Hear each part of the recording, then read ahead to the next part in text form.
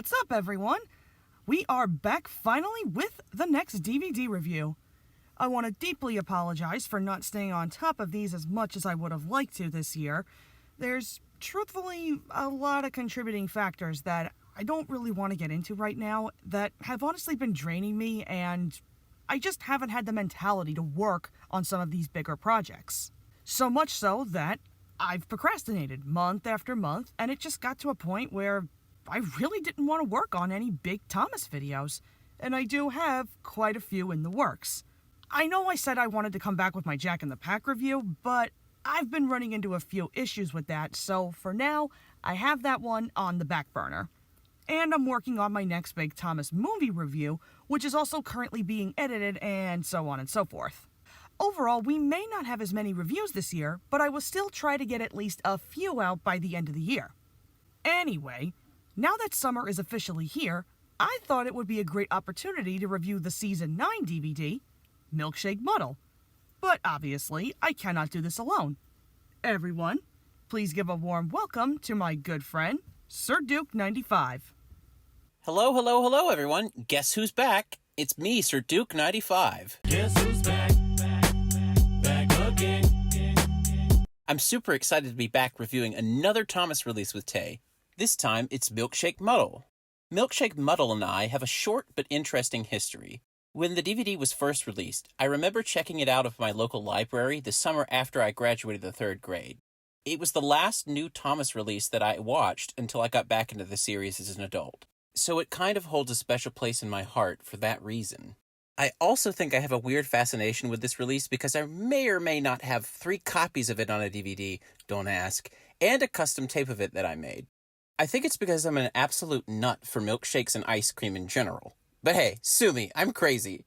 Well, Tay, shall we get rolling and shake things up a bit? Okay, well, with all that out of the way, let's dive into the history of Milkshake Muddle.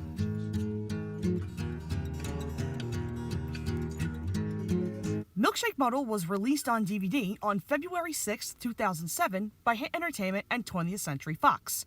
And sometime in 2009, the DVD was released again by Lionsgate. There's not really much for me to talk about in terms of history with this release. 2 release dates? That's it? Was this not a popular DVD or something? I don't know. There are, however, at least a few points I can bring up, like how this DVD was the first to not feature the episodes on the back. That was always a detail from the later hit DVDs that honestly really pissed me off. If somebody came up to me and said, "Hey, do you know what such and such episode is on whichever DVD?" Like hell if I know. The back covers hardly even give any description on any of the episodes. You thought these episodes were forgettable now? Well, they sure as shit are now when you literally can't identify them. This was also the first DVD to not include any bonus features, excluding the promotional material, and no kind of animation on the main menus, with only a play once or continuously option and a languages selection. You know, looking at this from a production perspective, this DVD comes off as a little lazy. Were they just testing to make new menus and just thought, let's do it with this one? I mean, who in the right mind honestly thought that this was appropriate? You don't give us a tab to hear the song or pick any of the stories we want to see separately? There's not even an option for the little ones to play the learning segments on their own, for God's sake. I mean, come on, Hit. Out of all the DVDs you've put out with bonus features and put real work into some of these releases, did you just give up or something? Was it due to cutbacks, or did you just stop giving a f*** altogether? Then again, this wouldn't be the only DVD to do so, as the later releases followed. Anyway, you can also find Milkshake Muddle in tons of wooden railway packs, and even a double DVD with the Spanish versions of Milkshake and Trackstars. So that does it for this rather short history. Now let's take a look at the episodes.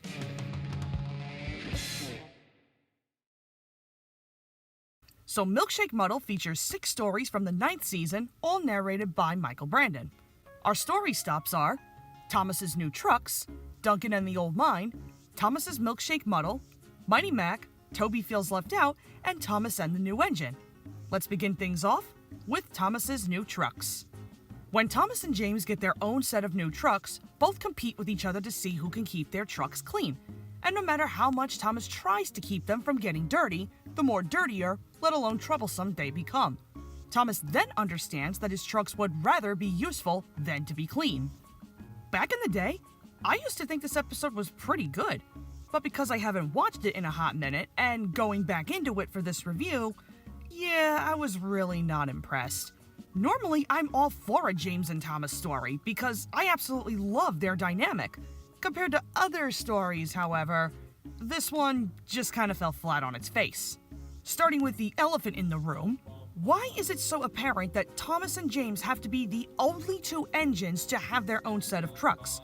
As far as we're aware, there should be an ample supply of trucks readily available at any given time, no? So, what was the point of bringing in these new sets when they're just gonna get dirty anyway? I know some people would probably point out that, well, it's because Thomas's trucks were old and he needed new ones. Okay, well then you don't use those particular ones. You use other ones, or maybe even try to restore them. Gee, there's an idea. On top of the fact that this whole episode is nothing more than a prick-waving dick fight between Thomas and James to see who can keep their trucks the cleanest. At the end of the day, who actually gives a shit? Just do your freaking job and call it a day.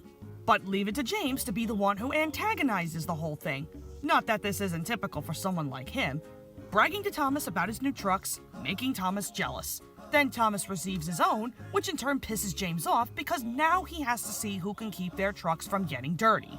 Which also does not make any sense in the long run because while Thomas throughout the entire episode is doing actual work and his trucks get all grimy, what the f was James doing this whole time? Were you just roaming Sodor with your empty trucks and here you are bragging, oh look at me and my nice clean trucks? If I were in Thomas's place, I'd be furious by this point. See? I have got the cleanest freight cars. You'll be here for hours getting yours clean. Shut the fuck up, you cunt! Now, as much as James annoys the hell out of me, that's not to say that I don't feel the same about Thomas.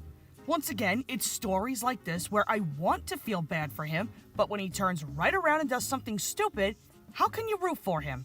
I'm referring to when he decides to use his old trucks, and whilst in the middle of doing his work, the chain breaks and starts chasing Thomas. So what's the first thing this brilliant genius does? Stops in the middle of the tracks. Thomas, are you really that dense? Yes, I am. As much as I've been ripping into this episode, I will say there were at least a few positives. Like the color of the trucks. The green and the blue surprisingly bounce off of Thomas and James very well. I like that it actually strayed away from the typical gray ones we're so used to seeing, but it is quite a shame that we never see them again after this episode. And I have to give credit where it's due for Michael Brannon's enthusiasm. I don't think I've mentioned this before, but the troublesome trucks are actually one of my favorite voices that he provides. No matter what episode they're in, I always somehow get a chuckle. James tried to pull away, but his troublesome trucks didn't want to be clean anymore. Hold back, they chuckled. So even though these are the only key details I liked, it's just not enough to save this episode for me. Not exactly rolling off to a great start. I'm ranking this a 2 out of 10. What do you think about this episode, Matt? There are two words that come to my mind when I think of this episode. Inoffensive and forgettable. It's inoffensive because it doesn't do anything too outlandish or ridiculous like some other Hit Air episodes do. But because of this, it is so unremarkable that it doesn't leave any kind of impression whatsoever on the viewer. It wasn't until I popped this release on my TV for our review that I remembered it existed. Yeah, I forgot about it. That shows you, and I have 3 copies of this, and I didn't remember it.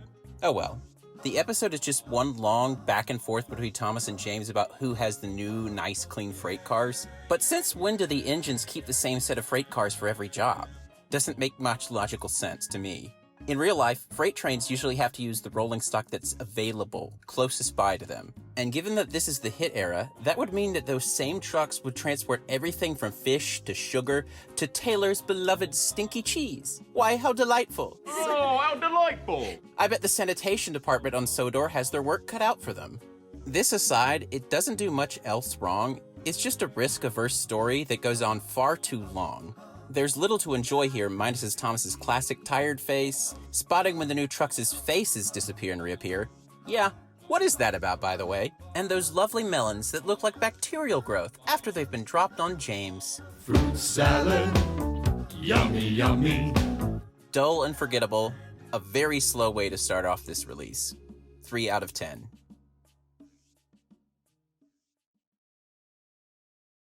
Here we have our first learning segment where you get to help Thomas figure out which piece goes in what space to fix a bridge. Can I just say, yawn? I don't really have a lot to say with this one because it's just a boring shape game. And yes, I know this is a baby game, but what child can't figure out the most basic of shapes? Which piece do you think should go in this space? What about the circle shape? No. The circle is round like a wheel. It has no corners. I'm such a idiot. So we move on to the second episode, Duncan and the Old Mine. Duncan is to help Rusty deliver coal, but when he comes across an old mine, he decides to have his own adventure. When the mine caves in, Duncan is trapped and soon finds a set of trucks all loaded with coal. He eventually breaks free, and soon he and Rusty deliver the coal to the transfer yards. I struggled so badly to write something for this. I know in the past I shared some gripes I had with this episode, but I tried to remain optimistic. I can't say that this episode is quote-unquote bad from what I remember, but I still kinda don't care for it. I guess the one thing I should point out is that this isn't like your typical story where a character gets stuck somewhere and they have to wait for help. It slightly starts to do that with Rusty searching for Duncan, but with its own added twist. It's Duncan who's the one to get himself out of the mine, on top of finding a ton of coal cars for a delivery he was supposed to be doing earlier. In truth, I can't really say I'm surprised that it would be Duncan to get himself in this kind of situation, because we know just how much he loves to get himself in this kind of trouble.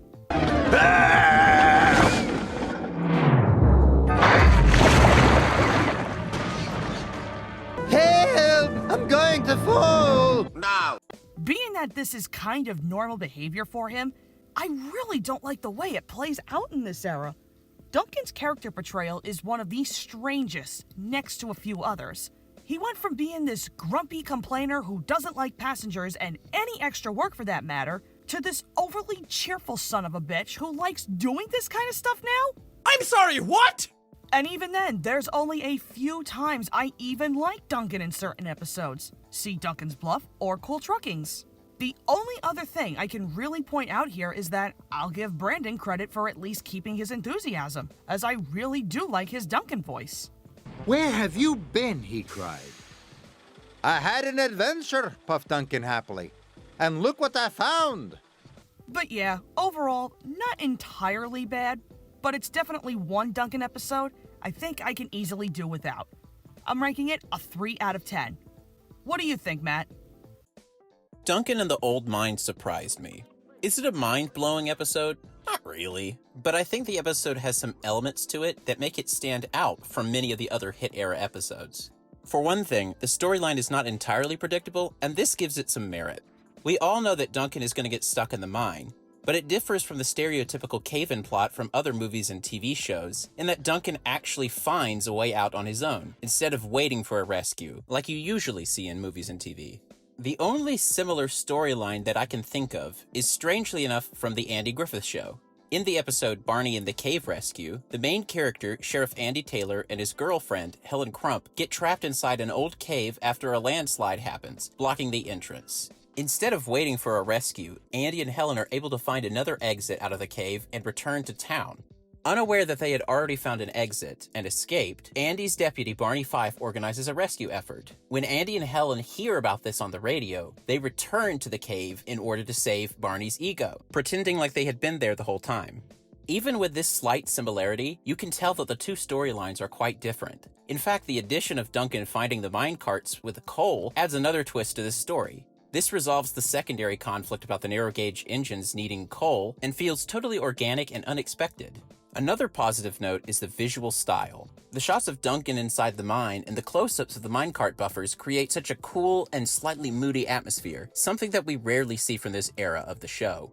This episode does have two big downsides, though. Firstly, we're in the era where the driver and firemen have no control of the engines anymore, and Duncan's ability to just choose to plow into the mine on his own is a bit frustrating. It's not consistent with the logic of every season before it, and it defeats the purpose of having engine crews in the first place.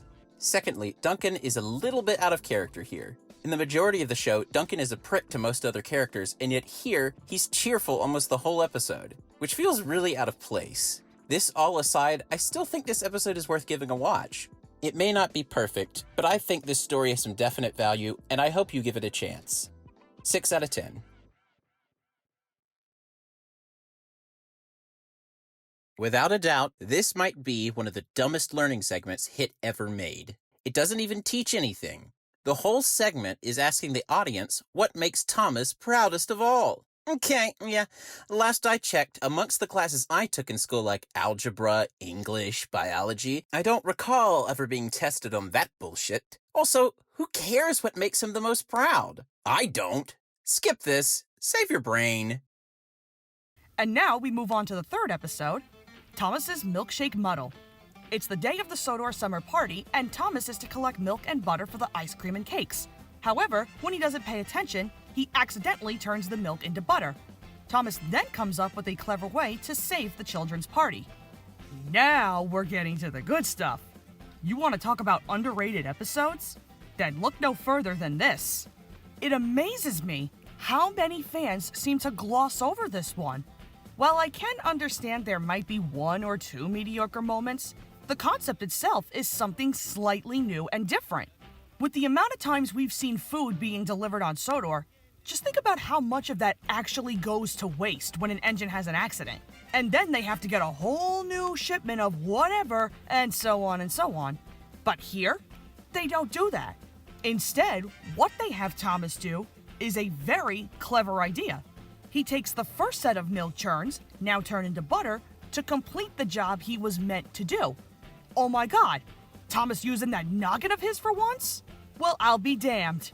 And I'm not gonna lie, that butter looked awfully tasty, as well as the ice cream and cakes. I swear, whenever these two products are brought up, I can picture everyone on Sodor be like, ice cream and cake and cake, ice cream and cake and cake, ice cream and cake, do the ice cream and cake, ice cream and cake, do the ice cream and cake, ice cream and cake, do the ice cream and cake, ice cream and cake, do the ice cream and cake. Now, someone could make the argument that Thomas wouldn't have to do his job this way had he not been so careless in the first place. Well, while I do agree with that, I don't necessarily put the full blame on him. Because, what do you know? Had Emily not stuck her fat nose where it didn't belong? Well, there you go. Now do you guys see why I hate her? She's gotta be a instigator. Like, get lost, bitch. And also, going back to the whole food argument, some have even questioned why the churns are in open trucks again. Why not just use a milk tanker instead? See, in my opinion, I don't think a milk tanker would have made this episode as much fun. True, they could have done something a little different, like maybe use a refrigerated van or something. I mean, do they really not have them supplied on Sodor? I don't know, guys. I'm just throwing spitballs here at this point. Regardless of these two flaws, I love this episode. It's a very unique story that I feel like needs to be praised for what it actually tried to do. This is easily not only one of my favorites off this DVD, but for Season 9 as a whole. I rank it an 8 out of 10. Matt, you're up. I am so excited to talk about one of my favorite Hit era episodes with an amazing title, too. It's Thomas's Milkshake Muddle! Milkshake Muddle! This is Thomas's Milkshake, Milkshake, Milkshake, Milkshake Muddle! Yeah! Thomas's Milkshake Muddle is what I would call the definition of a hidden gem. For a Hit era episode, it does so much right, and yet people rarely ever talk about it. True, it is surrounded by a sea of utter mediocrity that is easy to get lost in, but there's a lot that I think makes it stand out from the rest. For one thing, the concept of the story is really fresh.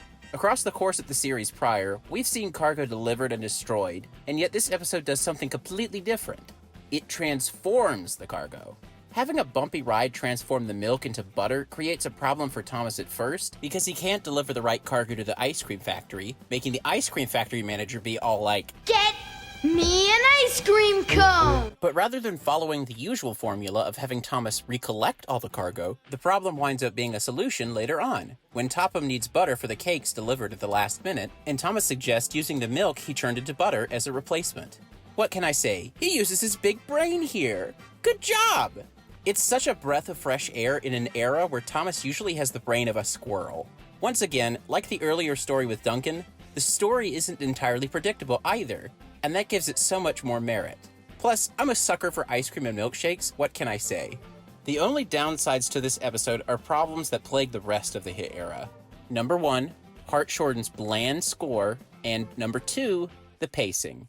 By this point in the release, I was really starting to feel the DVD drag, and it seemed to be super padded out. And this is only episode 3 on this DVD. I think if they had stuck to the 5-minute runtime for the hit era, the quality would have been much better on all fronts because it would have given them more time to focus on every area of production. All this aside though, I can't help but love this episode.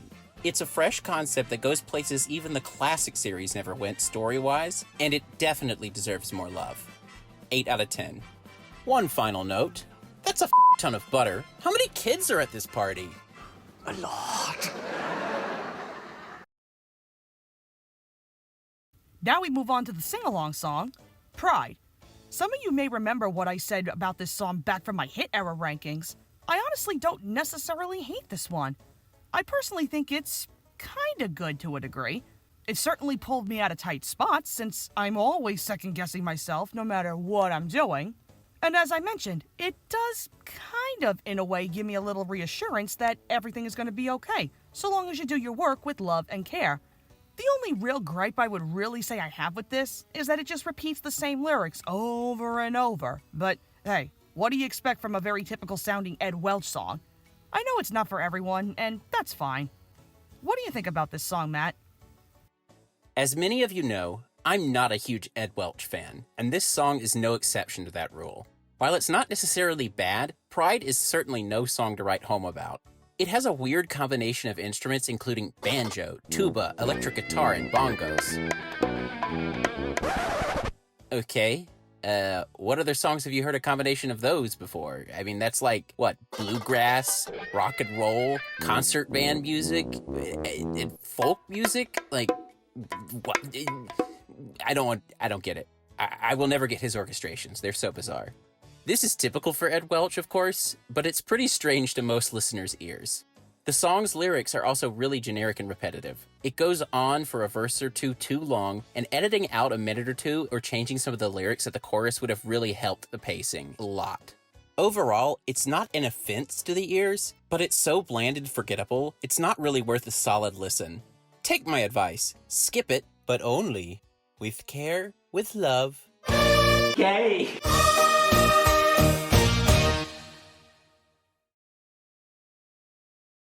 This brings us to our 4th episode, Mighty Mac. A new engine named Mighty Mac arrives on Sodor and is assigned to take some vacationers to the campground. But the two of them argue about which way to go and soon become trapped by a landslide. Mighty Mac then realizes that in order to complete their job, they must work together. So, most of you probably remember back from my worst episode video that way back in the day, I was not fond of this episode. I thought it was pretty ridiculous for the most part. But when I recently watched it again, I was actually shocked when I finally admitted to myself that I was a tad too harsh on this episode. Now I don't hate it as much as I used to. But that's not to say that the episode itself still doesn't have a few flaws. But I do think it's a very solid story for a uniquely new character. I feel like Mighty Mac had a good concept, but I'm just really disappointed that they weren't fully utilized after this. I mean, their whole gimmick throughout the entire episode is the straightforward cliche of working together, which, don't get me wrong, I'm not saying it's bad. But what can you really do with them after that's all said and done? We don't even get to see how they are around the other narrow gauge engines that much. I mean, what's the closest we got? Sir Handel in Charge and Ding-a-Ling, which, as a matter of fact, these are the only other episodes where they have speaking roles. Yeah, that's not saying very much. Another flaw that I can't help but notice is how working together is just suddenly a problem for them. They explained that they've worked in the shunting yards. Okay, well what did you do then exactly? You would have had no choice but to work together, so it's really no different here. I don't know, the way this part is written just comes off as a little strange to me. And it is very frustrating seeing the engines just move about where they want with absolutely no existence of the crew, especially during the landslide scene. The vacationers watched as Mighty Mac bumped backwards and forwards. "Stop!" called the vacationers. "You're going to cause an accident." But it was too late. Mighty pushed Mac as hard as he could, and the coach crashed into the rocks. Flaws aside, I do admit this episode still has a bit of charm to it that save it from being ranked lower. One part that surprisingly made me chuckle was when they're goofing around so much and end up right back where they started. "We're here!" puffed Mac. "Then why are the vacationers over there?" asked Mighty. See, it's little moments like this that somehow make the hit era just a tad more enjoyable. Not a perfect episode by any stretch, but I think it's pretty solid for what it at least attempted to do. I'm gonna rank it a 6 out of 10. What are your thoughts, Matt? I'm just gonna say it, Mighty Mac is a really strange character. Or is it characters? I'm not sure why they just didn't call them Mighty and Mac to make this easier on everybody. Basically, they're conjoined twins as a locomotive, which while looking cool in concept, functions in a really strange manner story-wise. Their whole gimmick of being two engines in one kind of shoehorns them into being a one-episode character about learning to work as a team because they literally have to work as a team together to function. Once this lesson has been taught, there's not much else unique that you can do with them story-wise, besides repeating the same plot with them in another episode. I'm also not a fan of the whole, look where you want to go and follow the track that will take you there concept. Just like in the Duncan story earlier, it totally goes against all railroad logic and feels very convenient for the plot. But this episode still has a decent amount of charm to it. For example, when they take a ride on the turntable. They even had a ride on the turntable. Or when the donuts and drinks get launched all over the passengers. The vacationers were having a very bumpy ride. They spilt their drinks and their donuts went flying. I just love when they do this kind of shit in the hit era. They do the same thing in Henry and the Wishing Tree when the passengers are like all toppled around. Ha ha, aha, Tay, I brought it up again. Coming to get you. I have emotional issues. Where were we? Oh yes, there are just several cute touches like that keep this from being a boring story. The moral of teamwork is also an important one, and I can admire the different way it incorporates it into this story. Not perfect, but it definitely has some value to it. I give it a 5.5 out of 10. Here is the next of the learning segments where we have 3 engines following a track to whichever job they're going to do. Okay, real question. How many goddamn times are they going to shoehorn this particular game into almost every hit era DVD? The amount of times I've seen this segment come up doing the literal same thing. Taking engines along each of these tracks to get to a certain job or whatever. How much more boring do you have to be to use the same sets of track and change it up ever so slightly with 3 different engines? Like, give me a break. This is so lazy. I'd say out of all the learning segments, this one seems to be the one that is very heavily overused. It's just not fun in my opinion. So next we have our 5th episode, Toby Feels Left Out. When a new museum opens, all the engines are to be repainted. All except for Toby. He then starts to worry that Sir Topham Hatt might put him in the museum because he is old. So Toby begins rushing around doing every job he can to prove how really useful he is. This is another that I feel like belongs in the category of a hidden gem. Of all the stories they've done about the engines having these drastic thoughts about what Topham might do to them, what's the first thing that always crosses their mind? Them being scrapped. By this point, they all should know STH would never do anything of the sort. Now, they could have totally done that same idea with this story, but they didn't. Just like Milkshake Muddle, they take a similar topic, but they give it its own twist. Some people have even said this is just a rehash of, say, Don't Tell Thomas, for example.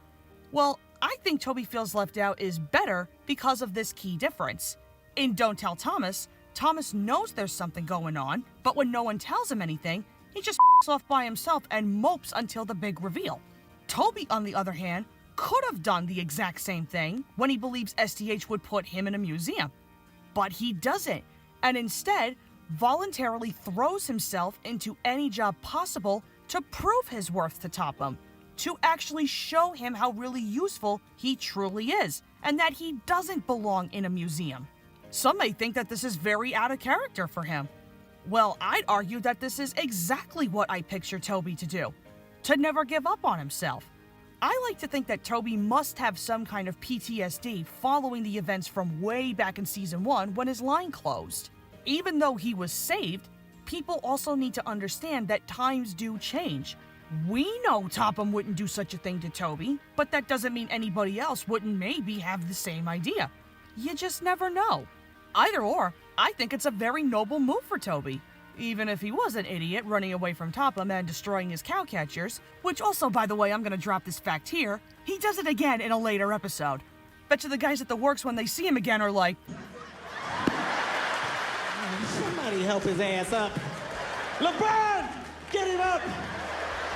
overall, I think this is a very solid Toby story.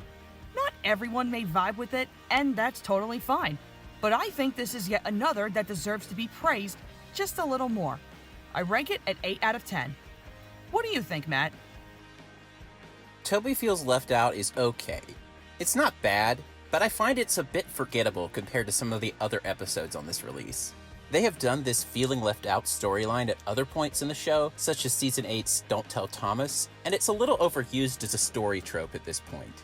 However, what keeps it a step higher in quality than an episode like New Trucks is the twist that Toby isn't afraid he might get scrapped because he's old. He's afraid that he might get placed inside the new museum because he's old. That belongs in a museum! This is a cute twist and a nice departure from the Topham scrapping cliche, and is a much more logical change-up. Topham doesn't scrap anybody. The engine should know that by this point. One weird note to add is that somehow Topham just seems to teleport all around the island to wherever Toby is, which seems kind of impossible.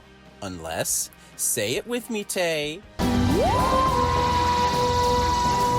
It's inoffensive, a bit slow, but has a nice message and a cute twist. 5 out of 10. Here's yet another dumb learning segment. This one asks 3 different ways whether or not Thomas should take his train on the difficult route or the calm route. You know, the biggest downside to these learning segments is that they don't let you choose a wrong answer. But hey, this is Taylor's review, and I don't give a shit. Let's try the bumpy track. Have a shot.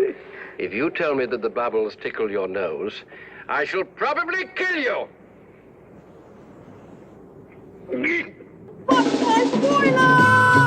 The coal truck behind! Stop, Will! Stop! Oh. Get rid of that slop. And lastly, we have our final episode, Thomas and the New Engine. When a new engine named Neville comes to Sodor, Thomas mistakenly thinks he, Ari, and Bert are friends. A rumor quickly spreads around, which eventually leads to Neville dangling off a broken bridge. Thomas soon realizes he was wrong and quickly comes to Neville's rescue. This was the one episode on the DVD I absolutely dreaded coming back to, because no matter how many times someone might try to explain how this story is good, I'm sorry, but this episode sucks. What we have here is another case of a game of telephone when a rumor spreads about a newbie. Now, to its credit, I would say that this is only slightly better than, say, Thomas and the Rumors, because that episode is just completely illogical with what goes on. If you're gonna write a rumor-centric story, well then this is technically the way to do it. But even still, it doesn't save it from being bad. Let's start with the basics. I don't like Neville. I never did, even as a kid. The dude has nothing going for him. No personality detected anywhere. How am I supposed to be excited for a newbie when we know nothing about them and he only has 3 goddamn lines? Hello, thank you. Bruh. It actually irritates me knowing there are fans that have said the only reason they like Neville is because of his design. Yeah, because that makes total sense. Last time I checked, body and personality are two totally different things. You can like a character's design all you want, but if that contributes nothing to who they are as a character, then that is not a valid opinion. Whether people want to acknowledge it or not, we all know the reason why Neville exists, along with some of the other one-off newbies. Money! Now, looking more into this story-wise, some people seem to think that the only reason why a majority of fans don't like this episode is because Thomas intentionally starts a rumor. Well, that's not the main reason why I hate this episode. One of the bigger issues I have is the rumor itself, because of how badly blown out of proportion it becomes. It would not have gotten as bad as it did had Scatterbrain Percy not exaggerate. Don't go near Neville the new engine, he told her. The Diesels have told him to biff into Steamies. Coming from the character who no one takes seriously in this era, and they have the audacity to take what he says, just like that, about a new engine that they know literally nothing about? Like, are you serious right now?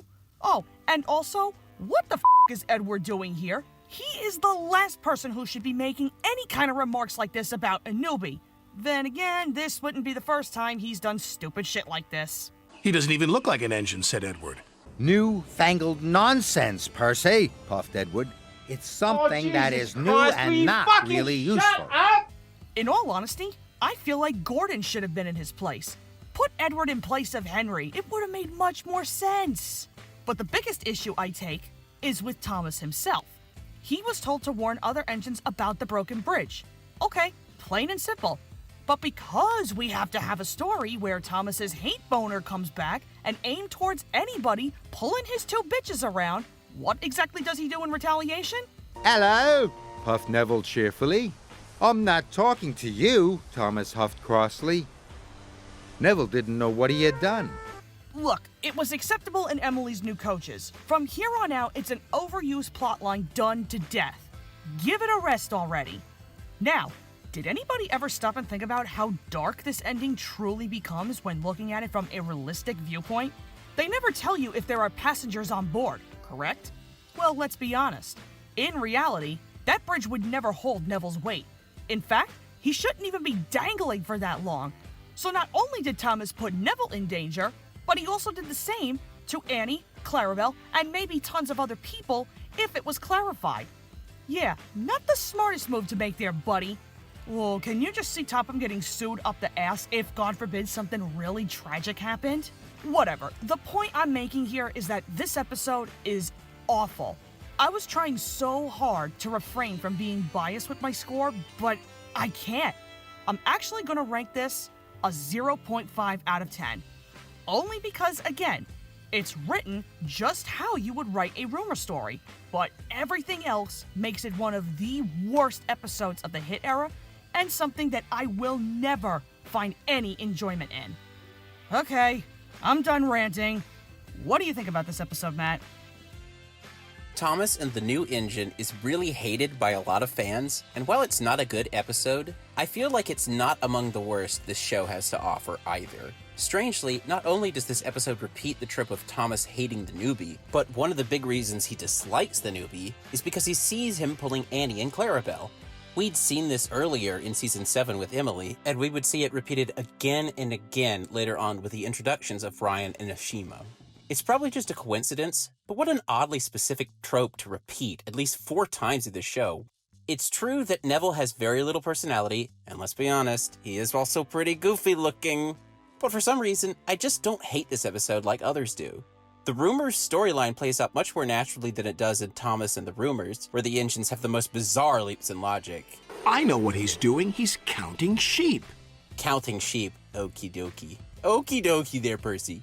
The game of telephone between the engines portrayed in this story is much more faithful to how Rumors get started, so I think that makes it a slight improvement over the story in Thomas and the Rumors.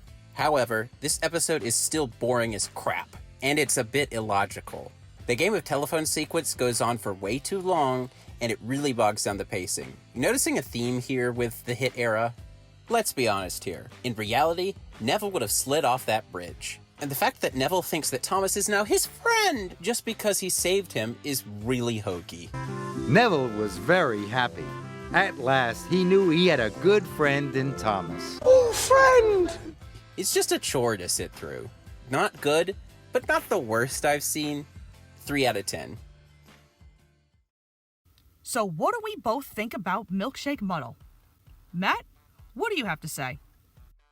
So in conclusion, what do I think of Milkshake Muddle? Milkshake Muddle. Sorry. While it's far from perfect, Milkshake Muddle is a surprisingly rare treat of a release in a bland era. While its episodes range in quality, none of them fall victim to the typical 3 strikes formula, and in fact, some of the episodes like Thomas's Milkshake Muddle, Duncan in the Old Mine, and Toby Feels Left Out play with new twists on familiar story ideas that we've already seen, or go into new territory altogether, which I think deserves a lot of credit. It's shocking to me just how little this release gets mentioned by the fandom, because it's definitely a stronger sampling than most of Season 9's releases. A nice release with some interesting episodes. I definitely recommend this DVD for your collection. How about you, Tay? I'm gonna be honest. At first, I really wasn't expecting anything much to come out of this DVD. I was thinking it was gonna be yet another hit era DVD that just fell flat. But after rewatching these episodes after God knows how long, this DVD, in my opinion, is another decently average one. I'd say it falls just behind Thomas and the Toy Workshop, which is another that I find decent. I never actually noticed this until Matt pointed this out, and he is right. These 6 stories do not fall under your typical 3-strike formulated stories, which you have to admit is a breath of fresh air. Yeah, they do have their very mediocre moments in most of these episodes, but I certainly wouldn't say these are the worst we've seen off a hit era DVD. Well, okay, maybe apart from one. Begone, sir! But like I said, I don't really think this DVD is all that bad, even with the few duds. Lazily put together, oh yes, absolutely. But what it ultimately boils down to is depending on the person. You either like or you hate these episodes. So I also agree with Matt here. It's a decent enough watch. Underrated for sure, and maybe just a good enough piece to have in your collection. So I say, do with it as you wish. And that's going to conclude this review. I want to thank Matt for joining me, and I want to thank all of you for watching. Don't forget to leave a like or comment, and be sure to subscribe for more reviews and other Thomas-related content. And be sure to check out some of my other reviews in the playlist down below in the description. Just wanted to give you guys a quick update before I end this. Throughout the rest of the month, I'm going to be stepping away for just a bit longer, as my boyfriend is coming to visit for my birthday soon on the 18th, and he'll be staying with me and my family for about a week. And then when he leaves, I have other videos that I want to tackle first before I move on to the next Thomas review. I'm going to try to not dilly-dally and get them out as fast as I can for you all. With that being said, however, what review am I going to tackle next when I return? What? How dare you ask me that? Well, most of you guys have asked me time and time again to review more Season 7 releases, and I think it's time I took a look at what I consider a very underrated one. Percy Saves the Day. Be sure to keep a lookout for this, coming sometime in August. Once more, thank you guys so much for watching, and I will see you all in the next video.